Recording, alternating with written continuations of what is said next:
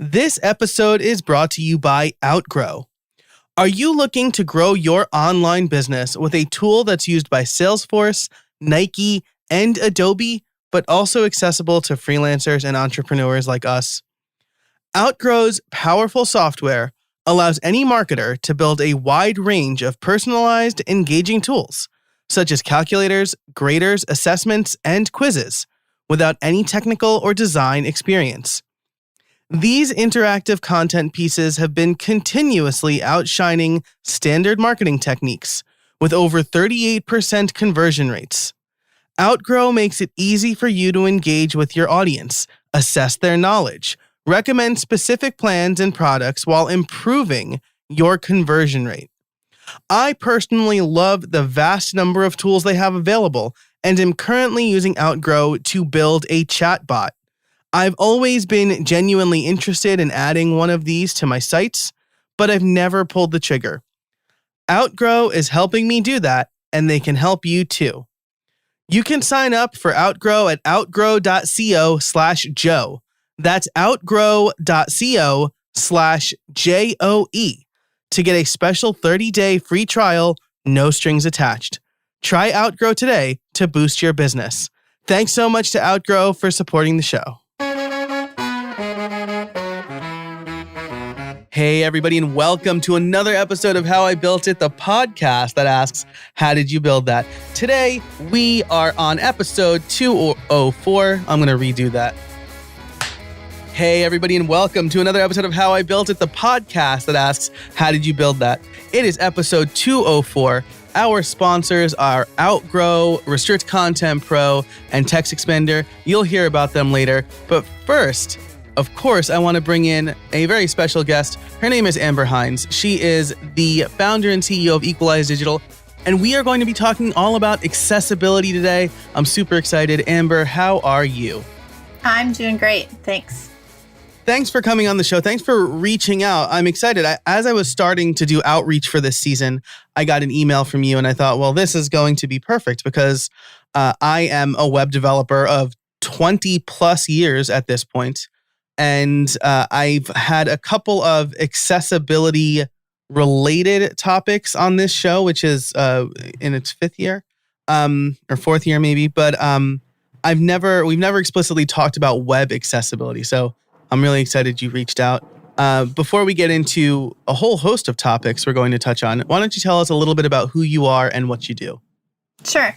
So as you mentioned, I'm the founder and CEO of Equalize Digital, which is a website accessibility consulting company. We do accessibility audits and remediation and accessible website and application development for largely, I'd say, large enterprises, government agencies, colleges and universities, K-12 schools, and some nonprofits.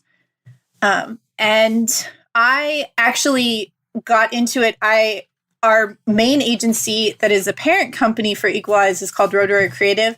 And we've been running that for about 5 years. And we started doing several years ago work with Colorado State University. And everything we launch for them has to be accessible. It has to meet WCAG or WCAG, however you want to pronounce that, 2.1 AA standards. And so we got into that. And this year, actually, we did a big shift where we did the rebrand with Equalize and pulled our accessibility work out into its own organization from the marketing agency. That's fantastic. So it sounds like you work mostly with large organizations, plus some nonprofits. I suspect those are organizations that need to, every website technically needs to be accessible, right? But these are the organizations that will more likely be targeted if they are not accessible. Is that right? Well, what's really interesting about that is that I think we work with a lot of larger organizations or government agencies or universities because they know that they have to be accessible. And anything that is federally funded under Section 508 of the Telecommunications Act is required to have an accessible website and meet WCAG standards. But that's not actually who's really getting sued. So you asked, like, these are the people that are required to be accessible or might be targeted, but it's not actually the case because they know they're supposed to be accessible and they typically do a relatively good job of meeting those standards with anything new that's launched. This year, I think there were, let me look at my notes. There were 3,550 ADA or in California under the UNRU Civil Rights Act lawsuits. So about 10 per business day. And the businesses that were most targeted were almost 78% of them were retail businesses. E-commerce is huge, especially with COVID and everyone shopping online now. And then the second biggest is food service. And these aren't just necessarily like chain restaurants. Certainly there are chain restaurants that have been targeted or chain e-commerce stores that have received lawsuits, but there's also mom and pop restaurants and one-off e-commerce businesses as well. That's really interesting, right? Because as you mentioned, we're talking about the year 2020, and a lot of retail businesses and food service businesses in March, right? Because I'm based in the U.S. You're also based in the U.S. Is that correct? Mm-hmm. Yes. That's when the lockdowns really started to happen here, and a lot of businesses rushed to get anything online, and so they probably were already out of their depth. They didn't know what the best thing they needed was, and then they probably had no idea how to make a website accessible or what they needed to do to make a website accessible. Or they might not have even known that it was a thing. Right. Right. Unfortunately, a lot of us, we just think, well, I use a mouse or I use my phone and I can see how things work. And so online ordering for delivery or takeout or buying something online to be shipped to my house, I just think about, well, this is how I would do it. It works for me. This is great. And you don't necessarily always realize there are people that maybe can't see the screen, people who can't use a mouse, or even an older person with arthritis, if your touch points on your mobile device are too small, it's hard for them to get the right tap target. So, yeah, that's absolutely right. And I would think, and after this, we'll get into like defining everything that we just talked about. I would think that so first of all, I haven't done the research on this, but I would imagine that many online retailers looked to something like Shopify to get their website online, or I'm sure there's a similar niche product for online restaurants. I would expect them to enable their websites to be accessible, but maybe that's a misconception on my part, or maybe it's a moving target, so it's hard. Yeah, I mean, I think the thing that's interesting about accessibility is a lot of it has to do with themes. So Shopify, just like WordPress, you choose a theme. And Shopify, you don't just have to choose a theme that's in their theme directory. You can also have someone custom develop it. So again, if they went to a local developer and said, build me a Shopify site, or a designer who's like a Shopify power user, just like there are WooCommerce power users, right, that build sites for people. If they don't know that, they could have not chosen a theme, or they could have built a theme that didn't have accessibility in sort of the theme functionality. But then there's this other piece of accessibility, which is how you enter the content into your website. One of our testers, we work with blind and visually impaired people. We hire them to test websites for us. And one of them actually had a really great example that he shared with the client about image alt tags, for example. And he was talking about how he went on a website to order a pizza. We won't describe what it is. And he's using a screen reader. He's completely blind. And he got to where he could set all the things, and then the toppings were images. And there wasn't an alt tag to describe, well, this one is pepperoni, this one is onions, this one's green peppers, whatever that might be. So he's like, I could either order a cheese pizza or I could pick random toppings and be surprised. Yeah. but no, he's like, I had to stop because I literally could not order that product online. And that's not necessarily something that's in the code. That's Right. probably something that a content manager or a marketing manager or someone who doesn't touch code at all entered in and forgot to fill in the alt text box. Yeah. And that's really interesting, right? Because that's also something that's easy for, it's easy for me to forget, right? I'm just kind of dropping images in my blog post, and maybe the images aren't integral to the content. They're just there as like a additional sidebar Like or a whatever. supplement. Yeah, right. Mhm. A supplement, right? And so, sometimes I'll forget as well. I try to be mindful, but if I'm doing something fast, obviously, it might not be on my checklist. So, we will circle back to this because I do want to know: do all images need alt tags, or is it like the important ones, or what's a good way to write an alt tag, right? Because like just Mhm. image of me is probably not a good one, but like man with beard and hat is a lot better or whatever. So, but first, we've thrown around a few terms that I think probably need to be defined. You mentioned WCAG. I will say it your way. I was always saying WCAG, but WCAG is probably more right because you're pronouncing all the letters instead of like singling one out, whatever. And I then don't know. I've heard it both ways. Yeah. So I don't know. It's more comfortable for me that way. Yeah. Somebody else is going to listen to this podcast and say, oh my gosh, this is horrible. Why is she pronouncing it like that? Well, if there is somebody who knows the official pronunciation, you can let me know over at howibuilt.it. So you mentioned WCAG, and then you mentioned that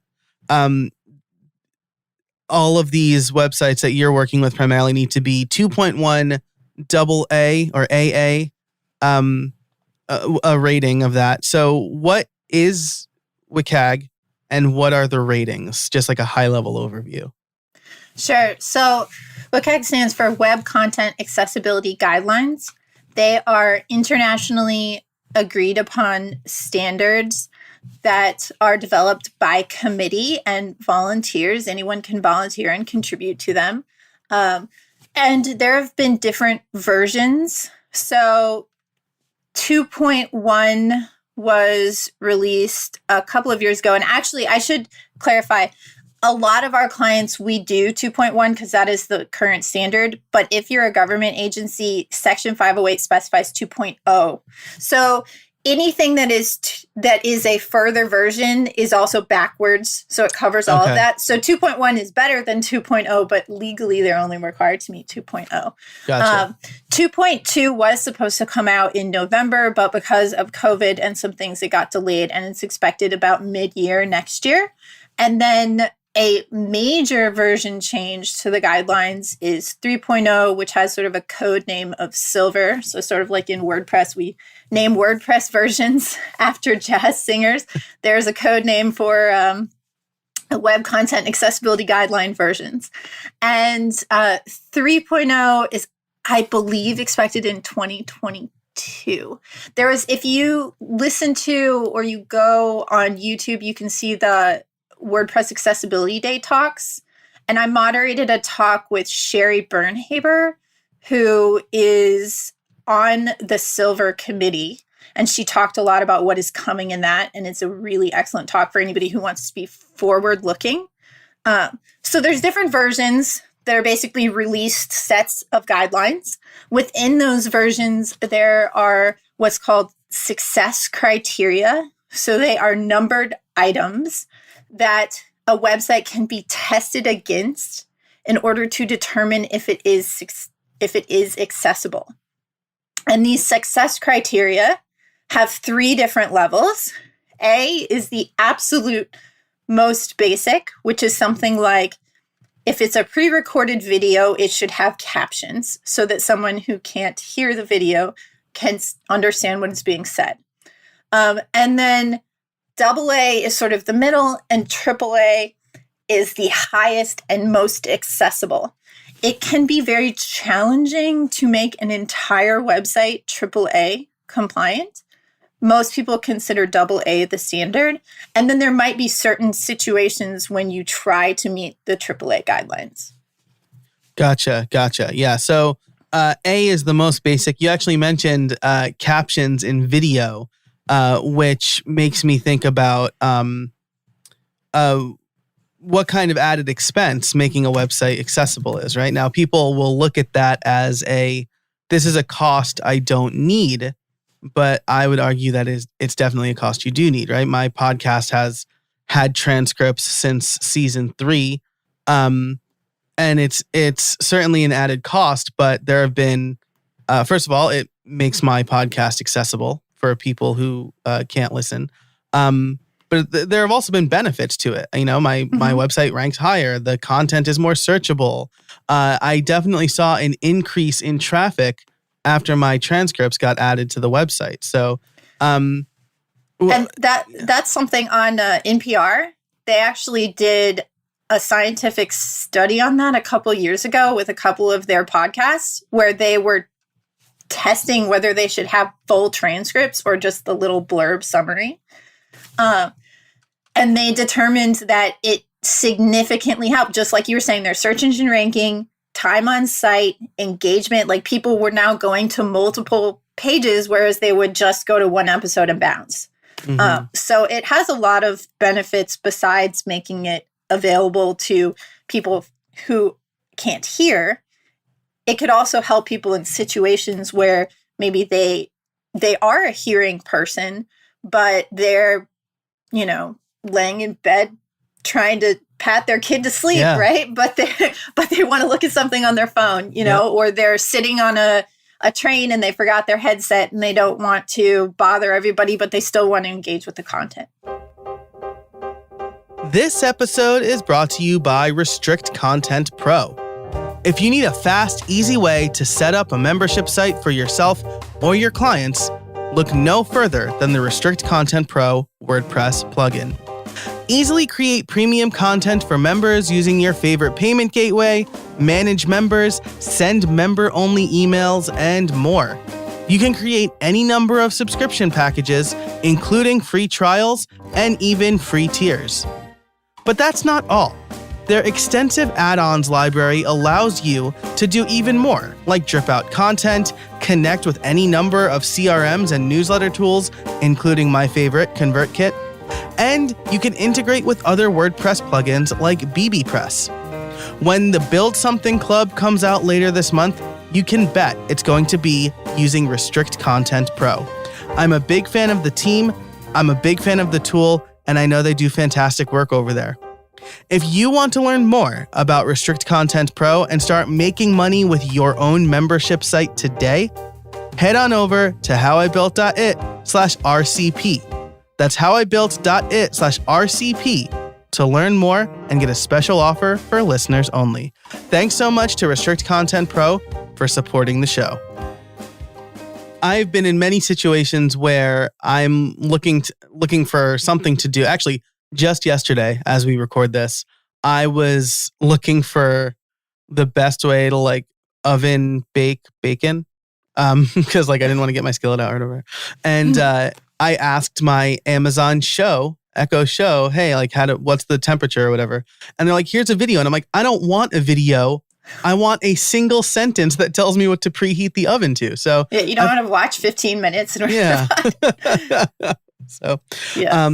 But there will be an additional cost for making a website accessible. How can people prepare for that in their budgets as web developers? A lot of people who listen are web developers and small business owners. How can they integrate that into proposals and things like that? Sure. Well, I think there's two ways to approach that, which is from the agency or the developer perspective. For us, before we pulled it out and created Equalize Digital, and we were just proposing projects under Roadwarrior Creative, we typically had accessibility as an option, unless we knew that the client, we had already discussed it and they came to us, but we were like, this is an option we're putting on every proposal. And for us, our code base, our starter theme, we use custom themes, it's all accessible.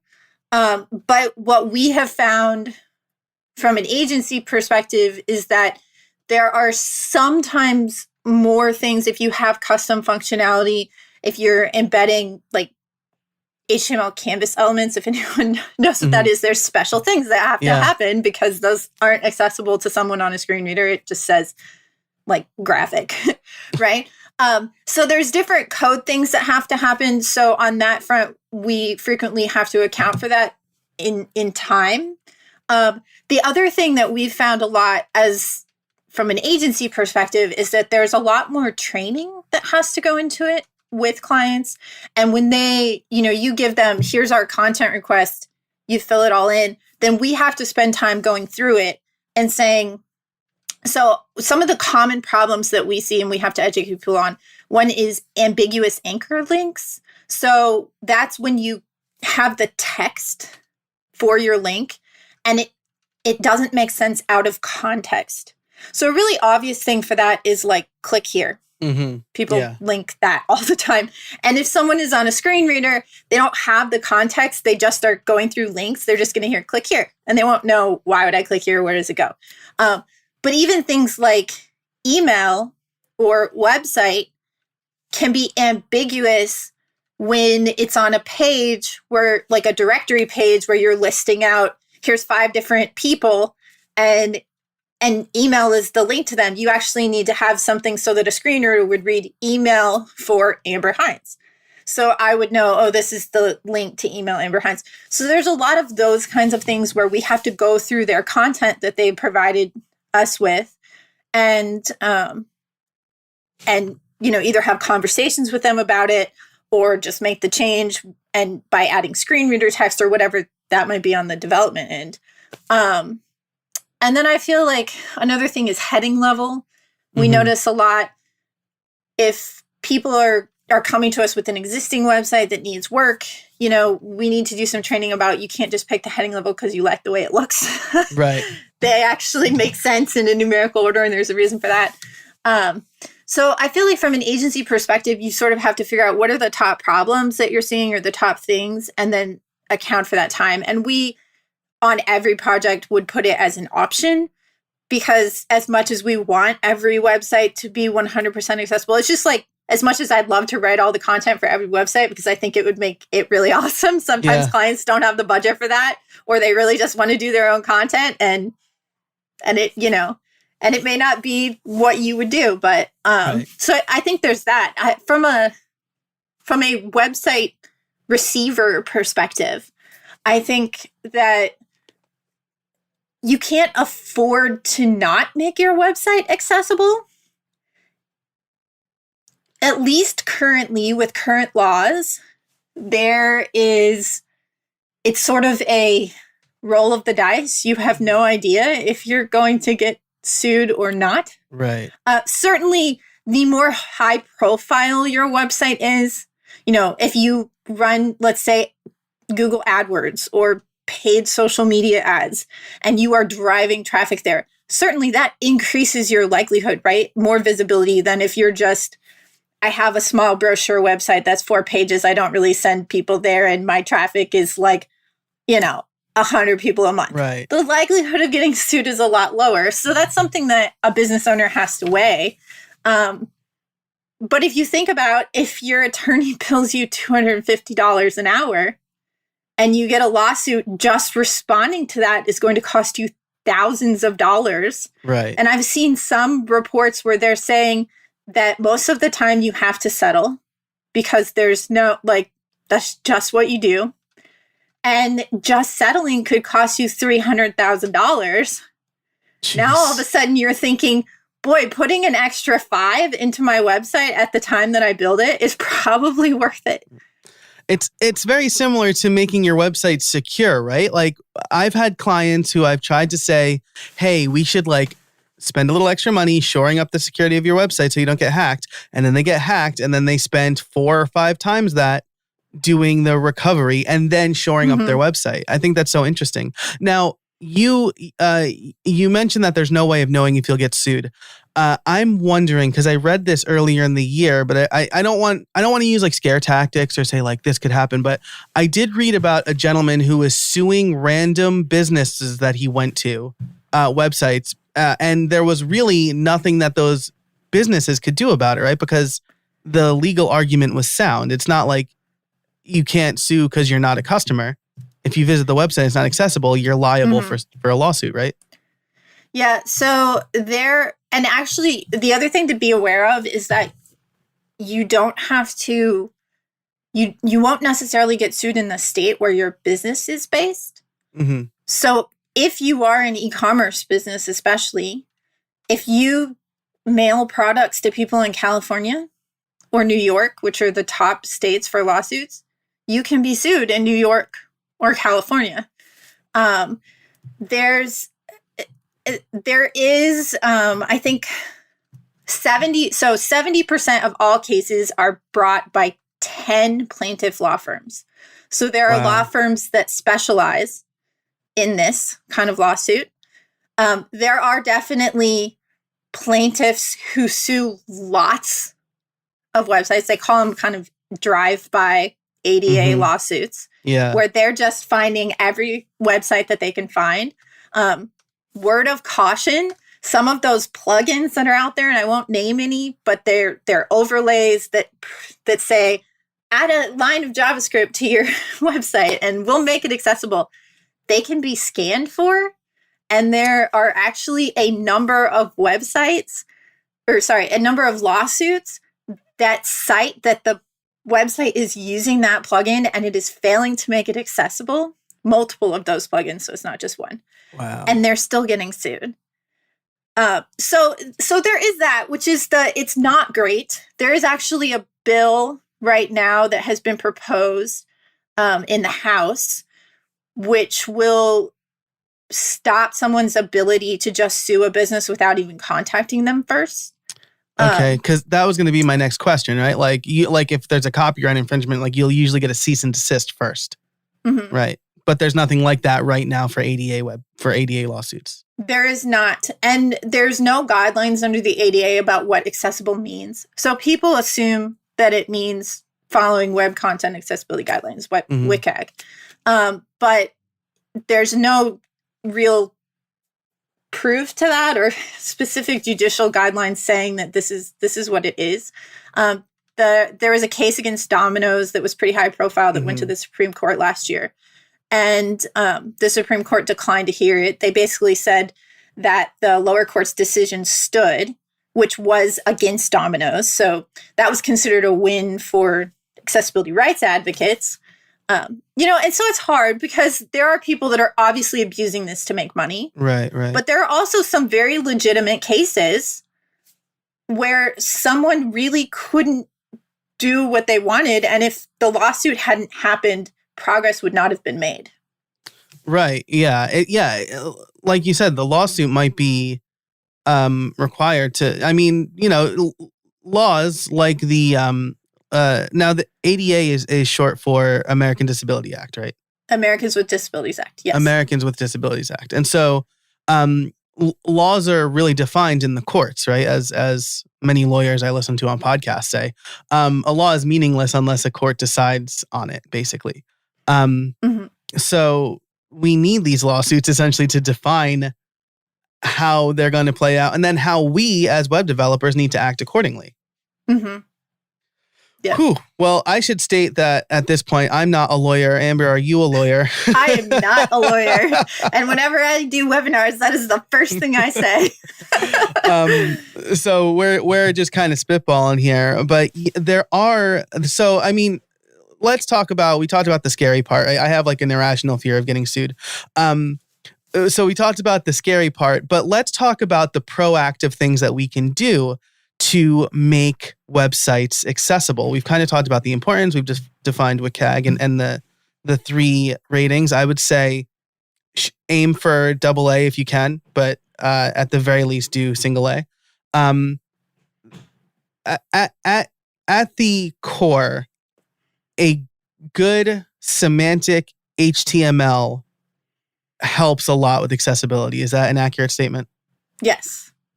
Great. So if you are a general website developer, if you're like a WordPress theme developer, using proper HTML markup, using CSS when you're supposed to use CSS, if you're using like JavaScript to change the content, probably there's a better way to do that, or there's a way to make that accessible. Make sure you're doing those things, I would say at the very least, right? Yeah, and don't add text with CSS. So before and after elements should not add text to the website. Those kinds of things. That's super interesting. I would always use that for like to append author to if I commented on one of my blog posts.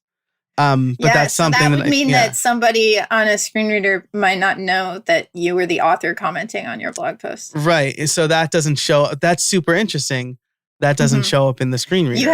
You have to assume that somebody could be looking at the website with no styles. Yeah, right. That's a great point. So before and after, you should use for like flourishes, like maybe like a quote, maybe like a fancy icons quote. or whatever, decorative things. Nothing that adds important information. Okay. I think if you are a theme developer, the codex, which I don't think it's called the codex anymore. This will show how old I am. It's like super. Half of it's still the codex. Half of it is at developer.wordpress. Yeah. So there is a lot of information about if you wanted to build an accessibility ready theme, which is what we call them, because as I mentioned before, a lot of it has to do with how content is entered. So you can never say your theme is accessible. But there are some good guidelines there for developers on what's considered the minimum in order for a theme to be considered accessibility ready. There's things like adding quick links if somebody hits the tab key, which allows them to skip the navigation and go to the content or jump to the footer or jump back up to the navigation pretty quickly, that it explains how to do those sorts of things. So that would be a great place to start, I think, if you're a developer and you're not sure. Another big thing to be aware of is color contrast, and this applies a lot to designers. There are tons of free color contrast checkers out there. Wave has one that's really popular. And basically, the color in your foreground, if you have text, has to have a certain luminance ratio to whatever the background color is to make it readable for people with low vision. And again, remember, this applies to a lot of us as we age. So you might think, well, how many people are low vision, right? But if you start to think about older populations, it's a lot of people. So you really have to think about what the contrast is between any text and the background that it's on, whether it's over an image or it's just over a solid color or a gradient. Yeah, and if we're talking specifically about WordPress here, Gutenberg / the block editor has added that into their blocks, which I think is really nice. It warns you. Yes, it does, and that's been helpful for me. I feel like usually I can eyeball it, but sometimes I can't. I will link to a few of the resources you mentioned in my HTML and CSS Visual Quick Start Guide book. I have a whole chapter dedicated to accessibility, so I got to try out some of the color contrast stuff. I found a plugin that would essentially change, recreate your website for people with certain different color blindness, which I thought was so very eye-opening to me. And also, I thought it was like pretty interesting that they could do that. I took a photo of my daughter and I changed and I adjusted it, and so that picture's in the book. My daughter is in my book, which is cool. But there's a lot of really good resources there to help. But can I say something about those kinds of plugins? Yes. So there's probably like maybe 15 plus plugins on the .org directory now that are different types of overlays. I think they're a lot less likely, like what we talked about, where they can be scanned for, like some of the mass market ones that can be used on any website. But the one thing to keep in mind, while those tools, the ones that are just like, it allows people to make text bigger, or it can change it so it's reverse, so it's dark rather than a light background, or it can make it all black and white, or whatever that might be. Those are, I think, less problematic than something that says, oh, I'm going to add alt text for you, because how can an AI, really do a good job of that? But that said, like, a lot of those tools, I think, make people think that they're making their website accessible, and they're not. So I'm like wary of that. Because I should state here that this was all for testing. So this is like a Chrome extension, not a WordPress plugin. Okay. But I think your disclaimer is super important, right? Because I could see somebody listening to this and then saying like colorblind plugin for WordPress, right? And I think the other thing that maybe people don't think about, and we see this a lot with clients, is they're like, well, we need one of these. We need something for people to make their screen bigger or whatever, whatever this might be. But the thing is most people who need that functionality, they have software on their computer that does that for them. Yeah. So they don't really need your website to do that for them. And in fact, sometimes those plugins can conflict with the software that they use and they already know how to use. And then they have to learn something new just to get around your website, which, as you can imagine, depending upon their patience level, might mean you've just lost a customer or whatever that might be. So I always kind of go err on the side of don't use those tools. Yeah, for sure. Sorry, the one that I was talking about specifically was Colorblindly, which is a Chrome extension. Okay. That I was using to change the colors. You installed that. Yes. Yeah. For my website, and then I'm like, oh, this looks terrible for people who are, say, red, green, colorblind. I should adjust this. Yeah. So that allowed you to see whether the colors on your website were causing problems for people. Yes, exactly. Yes. Which brings us into the next topic, right? Which is testing. You mentioned in the pre-show or maybe in our pre-recording conversation that there are a couple of ways to do testing, both manual and automated. Why don't we start with manual, and then we'll talk about a very special tool that you have that can help. Yes.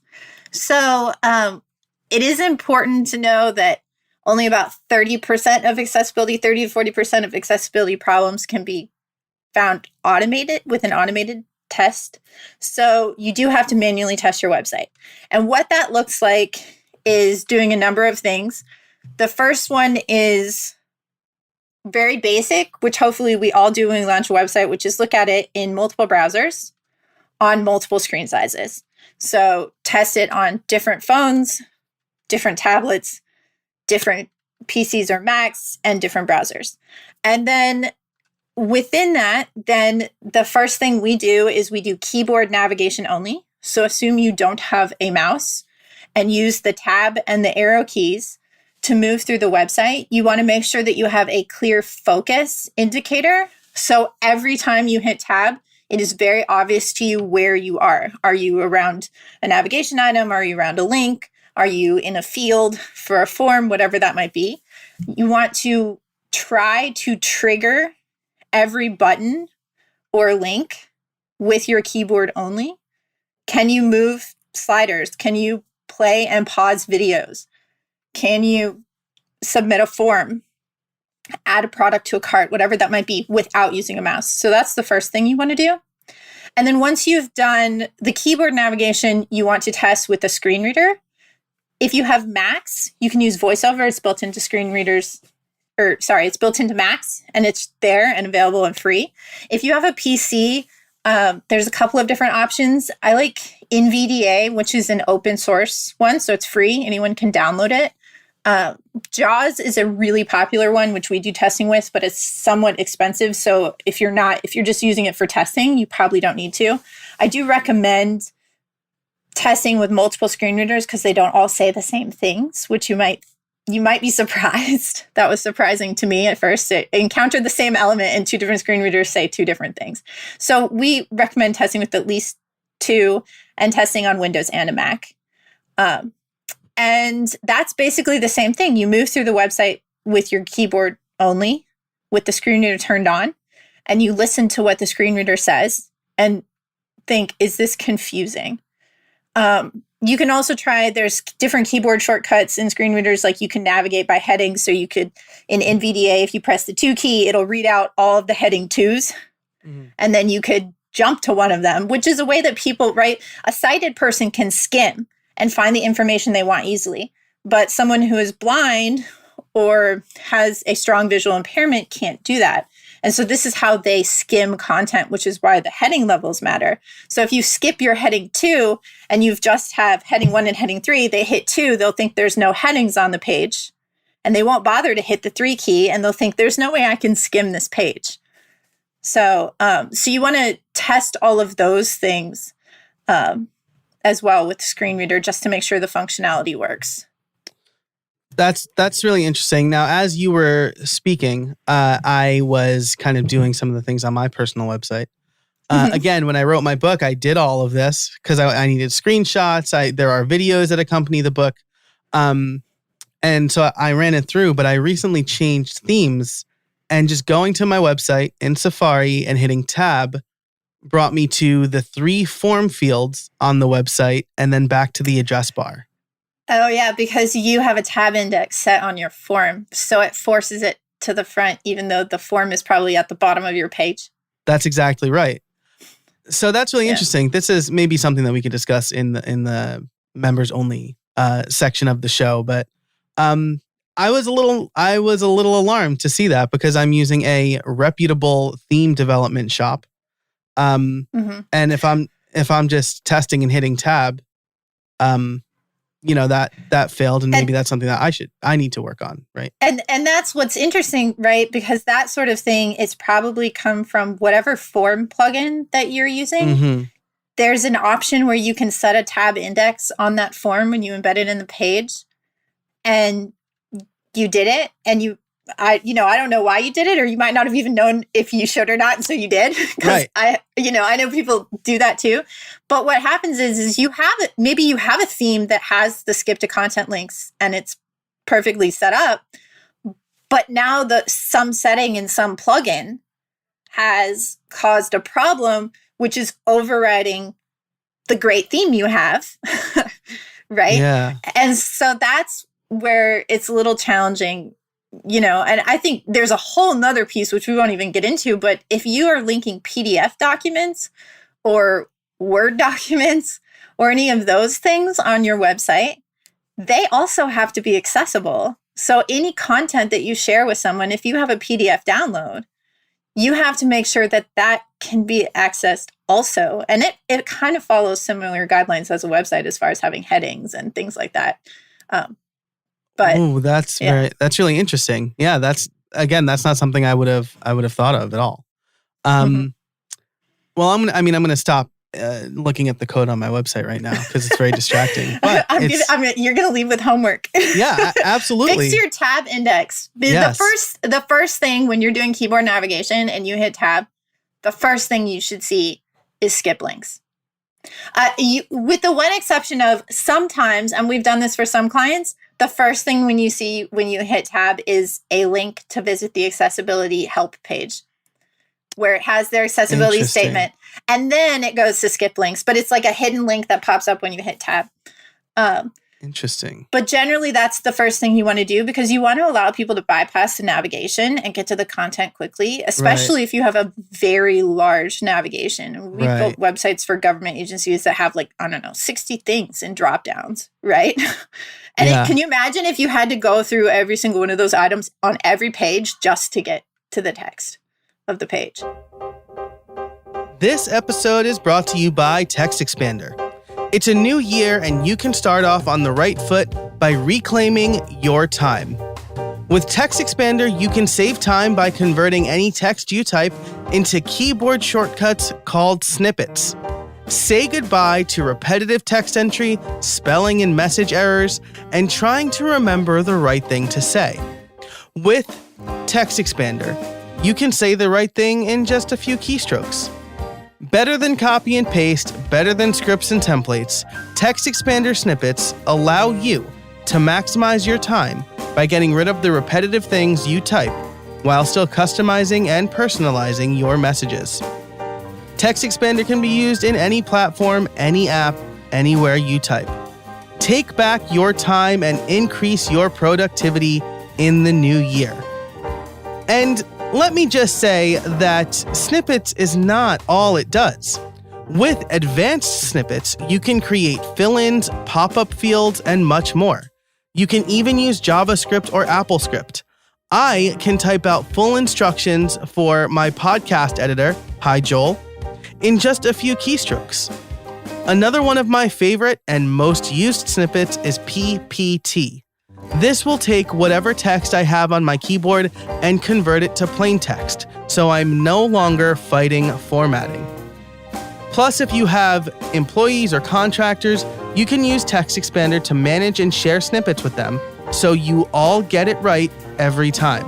I've recently started sharing Text Expander snippets with my virtual assistant. This year, how I built it is focusing on being productive while working from home. Text Expander is the perfect tool for that. Plus, they're providing resources and blog posts to help you make the most of their tool and be productive. Text Expander is available on macOS, Windows, Chrome, iPhone, and iPad. If you've been curious about trying Text Expander or simple automation in general, now is the time. Listeners can get 20% off their first year. Just visit textexpander.com/podcast and let them know that I sent you. Okay, so you've given us a few ways where we can manually test, which, as we just demonstrated in real time, is important, right? Because again, I made an assumption because I used a reputable theme developer, and I'm using only native stuff, right? It's like the Gutenberg editor and whatever, but there's still, that's why it's important to test. Now, you also have a tool that helps you with automated testing. Is that right? Yes. So we just launched at the beginning of December a plugin called Accessibility Checker. And there's a free version in WordPress.org, and then we have a pro version. And the goal of this plugin is to test for accessibility problems on websites. And we actually launched it because we would build these websites for our clients. We would train them on how to be accessible. I would hand them a PDF checklist. Like every time you write a blog post or edit content on the page, make sure all these things are true. And unfortunately, I would very rapidly see their websites stop being accessible because of content entry problems. Mm-hmm. And I kept saying, we need something right on the post or page edit screen that tells them as they are adding their content or editing the content that's already there, hey, there's a problem here you want to look at. So that this year with COVID, we, had a little slowdown, and I said, you know what we're going to do with our slowdown? We're going to build our solution to keeping websites accessible. That's fantastic. And again, I have the pro version of Accessibility Checker. So you can look for a video on my YouTube channel around the same time this episode comes out, where you can see how it works. And I'll link to all of that in the show notes over at howibuilt.it/204 as well. Now, you mentioned that only 30 to 40% of accessibility issues can be tracked with automated testing, but it sounds like this is really about testing and then guiding the user to making sure their content input is correct. Yeah. So the goal with it is, yes, to help them with, and it does test more than content. So it tests the full page. So you're going to find things that are related to coding potentially that have to be fixed by a developer if you're not a developer. Right. But it will also flag content things. In our pro version, we are about to release a version that does a full site scan. So it doesn't just, you don't just have to go into a post or a page to see the audit. And that is really great if you're installing it on a website that has 500 posts, or more. You can really quick at a glance find things that are obvious fixes, like missing alt tags or headings out of order or ambiguous anchor links, all kinds of different things like that. So automated scanning, even though it can't find everything because it's not a human being and it doesn't really, it can't know how does a screen reader read this and doesn't make sense.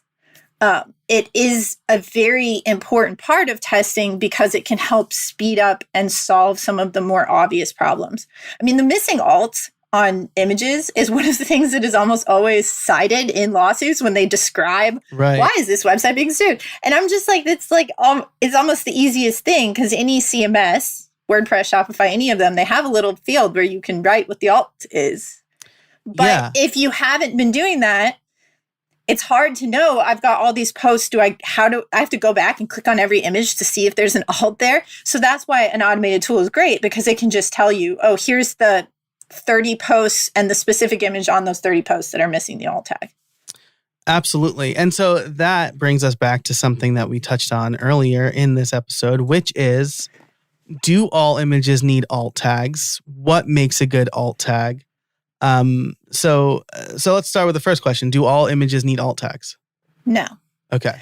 So images that are purely decorative and provide zero added information to the content or supplementary information do not need alt tags. Actually I should say, they need to have the alt equals, and then it should have empty quotes. Okay. So it can't not have the alt tag. If it is missing an alt tag, then that is a problem, because it will then announce it as an image, but it'll just say image. And then sometimes it'll read out the file name, which, if you can imagine, it could mine are always like useful. Screenshot and then a date. right. Oh, all right, or like some really long string of numbers, .jpeg. Right. So it needs to have an alt tag, but if it is purely decorative, then the alt tag should be empty. And in that case, the screen reader ignores it and doesn't even announce that there's an image there. I think there's a little bit of discussion about what is purely decorative. Is a featured image for a blog post decorative? Is it not? Right? There's a little bit of discussion there, but I think the idea is if you chose that image because you think it provides something complementary to the content on the page, then it's not decorative. Right. You also don't want your alt tag to be repetitive. So we see this sometimes on team bio pages where they've got the picture of the person and it says, Joe Smith, and then it has their name right below. Right. So then there's a lot of discussion. Should we have that one be empty because it doesn't matter? But then there's also, like you described before, like, should it say, Joe, man with beard, right?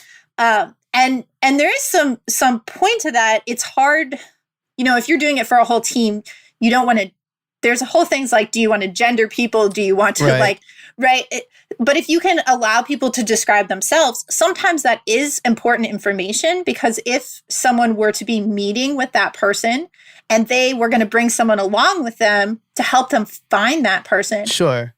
Then they'd know, just like a sighted person would know. If I went and looked at a bio page for this person I'm meeting and I saw their picture, I'd be like, oh, that's a woman with brown hair, right. Or has the appearance of a woman, right? Yeah, right. Yeah. I could then, if I was a blind person and it read that out to me, I could then share with someone, oh, I'm meeting, they have brown shoulder length hair, Right. So there's some discussion there. But generally you want it to convey what is in the image or what's happening.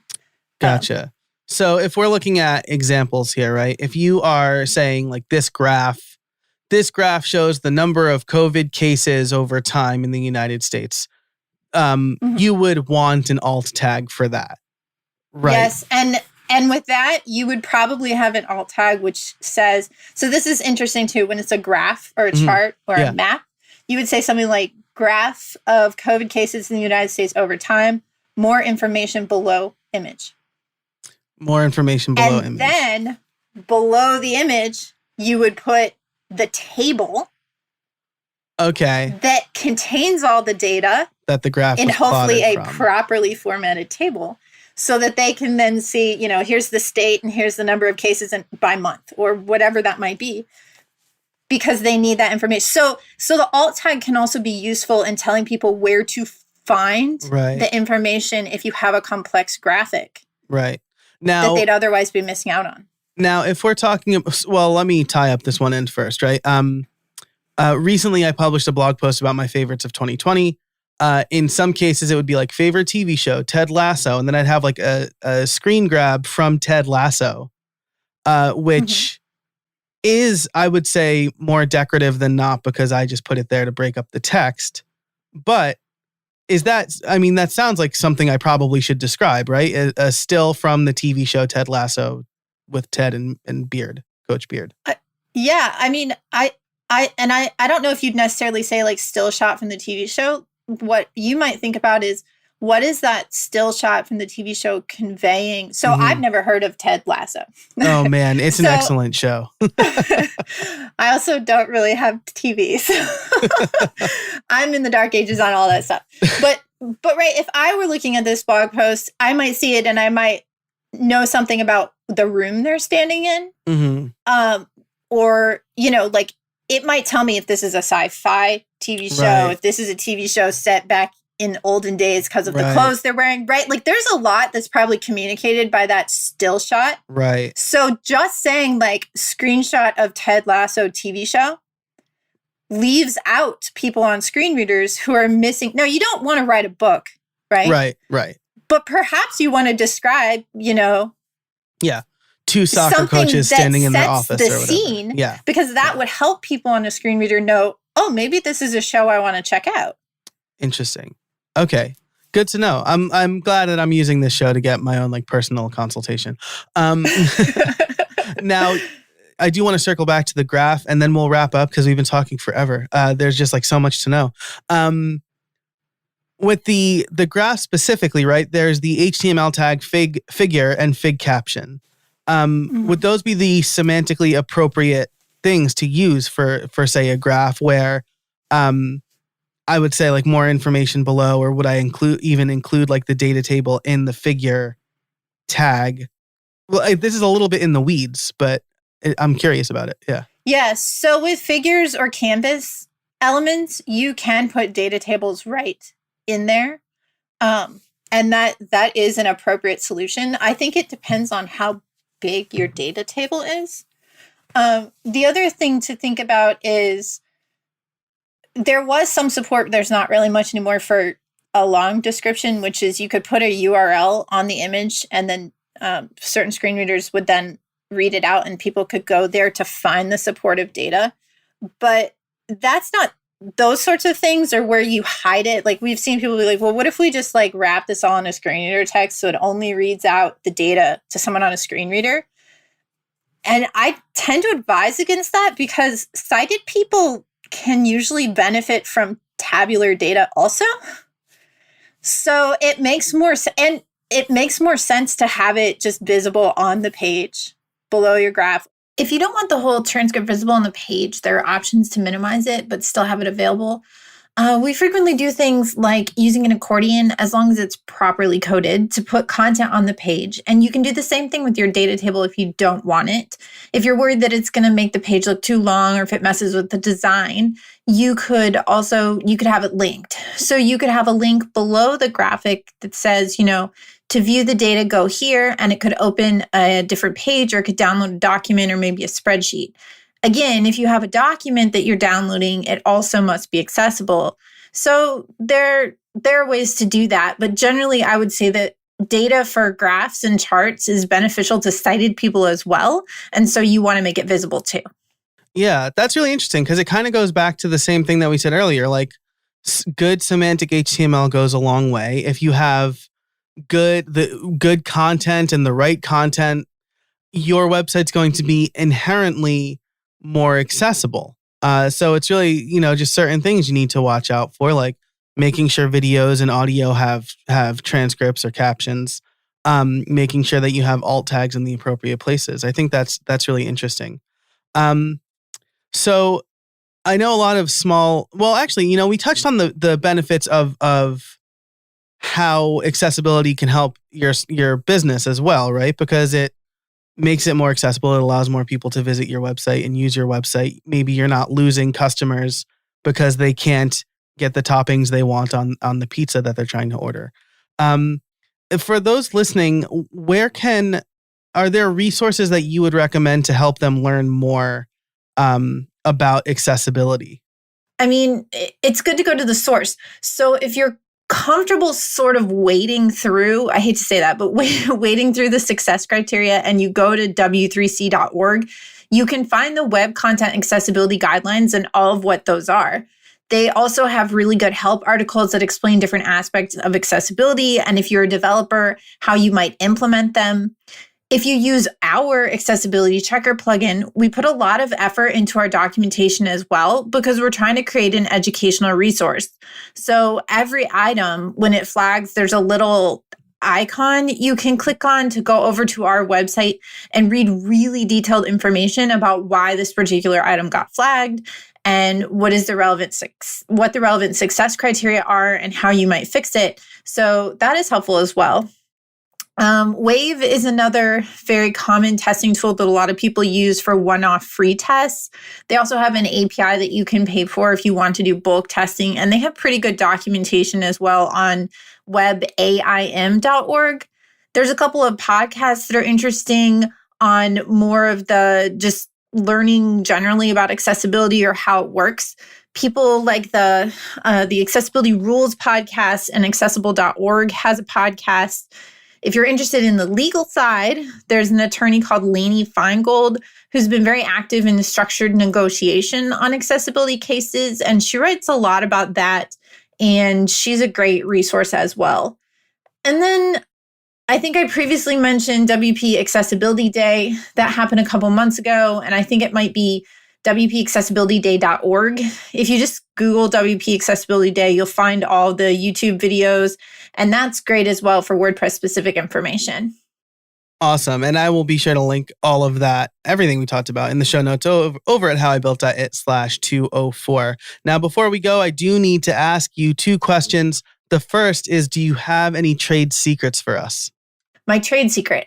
I think the biggest thing is just trying to be aware of what other people do or think.